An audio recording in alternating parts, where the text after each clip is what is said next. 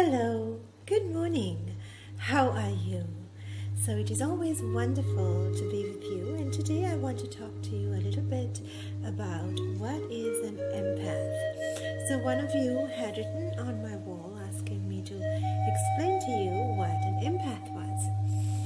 So empathy, or the feeling of empathy, is derived really from the feeling of sympathy, feeling sympathetic. But it actually has a kind of a deeper meaning. The word empath is really not a proper English word, but it is a fun word, a word that you and I can have a little fun with, which I always enjoy. So, what does it mean? In the dictionary it says, the power of projecting one's personality into fully comprehending the object of one's contemplation. Isn't that wonderful? To be able to feel and understand that which we put our attention to is what empathy means, to empathize. So I find that to be a little broader in terms of feeling than just sympathize, because you could, I suppose, if you look at it from that context, empathize with joy.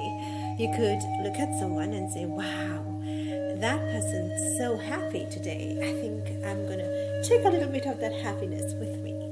So that's wonderful. But mostly people in our human condition, we seem to like the drama of pain a little bit more. We seem to be drawn to this more than we are drawn to a state of joy, which is a wonderful place actually to be in, the state of joy, I mean. So it is recorded and suggested in many articles that empathy is to recognize and understand another's pain. Now, I don't really like that very much. There are a couple of things why I'm not too fond of it, but let's see how we can decipher this and use empathy in a very positive way. I find that many of us say, well, I'm an empathic person. And it's almost said with a little tongue-in-cheek here, like, oh, I can so feel and understand another person's pain. Yes, many of us can. I mean, we are born with feelings of compassion. I mean, you watch a movie that seems to be very poetic and sorrowful, and I've seen people having tears in their eyes. Well, that moved them to a place, isn't it? So I think that empathy should be really used mainly for others and to understand others. Not so much in understanding and preening ourselves. I'm such an empathic person.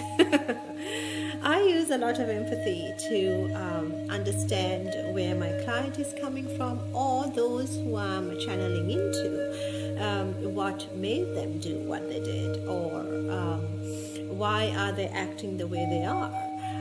I try to use empathy in a non-judgmental way, which I think is the most important thing, that if we could do something without really judging it in a harsh way, that is a good thing. But just understanding it, understanding somebody, understanding the reasons why. Therefore, we can either offer a solution, or we can say, I am so sorry, and I may not be able to fix it, but my support and my prayers and my thoughts are so with you, and I am here for you if you need to communicate with me.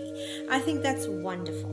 You know, if we could all do that in a very positive way, use empathy to understand and then be positive and creative and dynamic in offering our help or our support. I think that is what an empathic person ideally does. And of course, I was doing some research on my computer, and there are some fun things here that says those who have watched Spock and Star Trek. So because of Star Trek's influence, there was an episode apparently with Star Trek where somebody was completely bowled over with grief and pain, and so they actually used that word empathic or empathy in that particular episode, and that someone else came along and had the power to heal, and that was just like just phenomenal, and they were just amazed by this. So I mean, you can see how they use this in a very dramatic sense in the movies and in other cool places. And so although there isn't a formal word such as an empath, I think you and I all have the power to be sympathetic and also empathic, and just listen sometimes if we can't offer our undivided support. It's so important to just understand, not just for those that we are embracing as our object of interest, but also for ourselves, because when we realize that there's so much in this world that is around us for us to learn from, even if it is another's grief, we can learn from that. But also think about it in the sense that if we continue to kind of empathize and become one with that another's grief, sometimes we are not able to help them because we too become completely engrossed in their pain.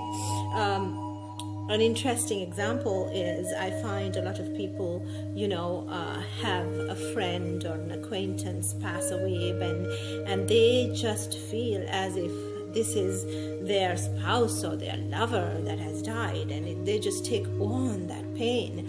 Of course, we suffer losses, but do we take on that pain? It could be that, someone that we have, starry eyes for, like maybe Michael Jackson, or somebody who was in their very young age and passed, and we all kind of feel sad and oh dear, and I mean we would not even know the person, but I had several people call me, my clients, and say I had a visitation of Michael.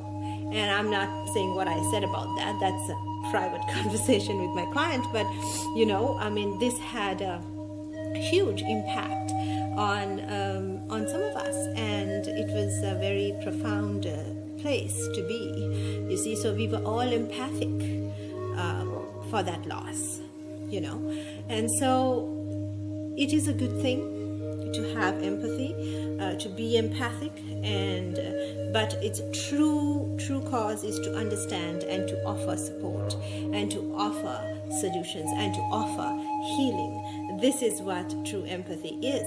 Also, being an empath where joy or peace prevails, to empathize with another's peace, is also, I think, something that's amazing. I mean, you look at figures such as Gandhi or Mother Teresa, or people that have evoked serenity in our midst, and I am so touched by their energy. I'm so touched by their joys, and the way they express themselves, their communication just touches me.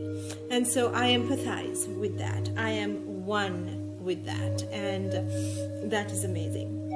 And so it is a great skill set to have, yes, and I encourage all of us to be empathic, not just to others, but even to oneself, because sometimes we have feelings we don't even understand where they came from. So, get grounded with oneself, understand your feelings, embrace them, and then allow yourself to understand others and embrace others. But know the balance between being in constant pain and being able to be constructive in that pain, even for yourself. You see, if we are bleeding and dying, we cannot support ourselves in the same way we cannot support someone else. So there has to be a cutoff point where you say, okay, I hear you, I understand you, I'm with you, I have grown with you. I have embraced this, but this is what we need to do in order to move beyond that, in order to offer support, in order to be loving and gracious and come from a place of pain to a place of healing and then into a place of power. So I leave these thoughts with you, my friends. It's always wonderful to talk to you and to be here for you. If you have any other constructive spiritual questions in general, please write to me on my wall on YouTube, and I will certainly try to answer any questions you have. You have a wonderful day, and we'll talk again soon. Namaste.